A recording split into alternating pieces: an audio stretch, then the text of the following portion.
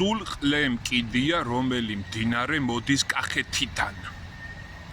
მინდა რომ ამ ბავშვს გავცე პასუხი მსგავსი უცმაწური ვიდეო ჩაწერისთვის, მესმის რომ შეიძლება რაღაც საგანი არ მოგწონდეს, მეც რაღაც საგანი არ მომწონდა, მაგრამ მსგავსი ტონით ჩემი აზრით არ არის საჭირო გამოხატულება, მსგავსი ბილწის სიტყვით არ შეიძლება შეურაცხყოფა მიაყენოთ, ან მით უმეტეს გეოგრაფიაზე ჩვენს მხარეზე არის, საქართველოსია, კახეთზე არის საუბარი, ჩვენს საყვარელ კახეთზე არის საუბარი და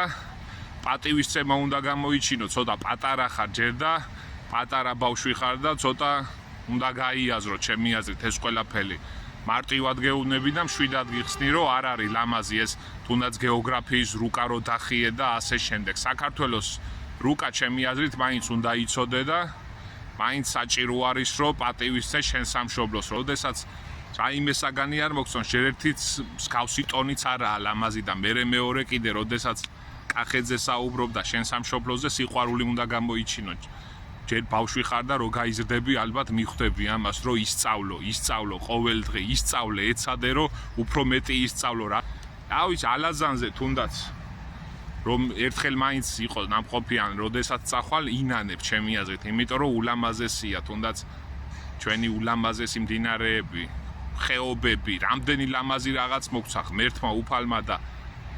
ბავშვებო, ახალგაზრდებო, ეცადეთ რომ მსგავსი ტონით არ ილაპარაკოთ, როდესაც საქმე ჩვენ საქართველოს, ჩვენ სასახელო ქვეყანას ეხება, თუნდაც ნებისმიერ საგანს ეხებოდეს, მაგრამ უფრო მეტად საქართველოზე დაფიქრდით, გეოგრაფია, ჩემი აზრით, უნდა იცოდეთ, ისწავლოთ, ელემენტარული რომელი კუთხე გვაქვს, რა მდინარეები გვაქვს, რა საუნჯეები გვაქვს, რა ღირსშესანიშნაობები გვაქვს და ამის მერე უფრო აღარ მოგინდებათ ჩემი აზრით სხვა ქვეყნებში წასვლა და ჩვენ სამშობლოში საქართველოში დარჩებით და აქ შეიყვარებთ უფრო მეტად ჩვენს ულამაზეს, უმშვენიერეს ბუნებას. ამ ვიდეოს ავტორს კიდე მინდა უთხრა, რომ დაფიქრდეს და მიხვდება, რომ ჩვენი სამშობლო საქართველოა და მსგავსი კონტექსტით მისი მოხსენიება და ჩვენი კუთხეების მოხსენიება და ჩვენი მდინარეების არ არის ლამაზი. ბავშვი ხარ და რო გაიზრდები, გაიგებ. ახალგაზრდებო, ხო იცით, რომ როგორ პატივს გცემთ, აბა თქვენ იცით და ჯანზე იყავით.